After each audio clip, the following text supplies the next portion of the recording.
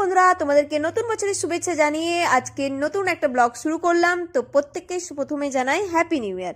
তো চলো আজকে ও বাড়িতে মানে আমার বাড়িতে হচ্ছে আজ পিকনিক রয়েছে, তাই সেই কারণে বাড়ির সবাই মিলে পিকনিক হবে। তাই আমরা চলে এসেছি ছাদে।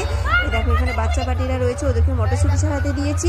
আর এদিকে আমরা এদিকে সবজিগুলো কাটছি, এখানে বাঁধাকপির তরকারি হবে। তো চলো আমরা এটাতে কাটছি। আমার ছোট কিন্তু অনেক কাজ করে দিয়েছে। তো তারপরে দুপুরবেলা স্নান টান করে নিয়ে যখন খাওয়া দাওয়া করে যখন আমি শুতে যাচ্ছি, তখন দেখছি আমার চুলটা পুরো ভেজা রয়ে গেছে। তাই প্রীতিকে বললাম, প্রীতি একটু চুলটা আমার ড্রায়ার দিয়ে শুকিয়ে দাও। সেই অনুযায়ী ও ড্রায়ার দিয়ে শুকিয়েও দিল।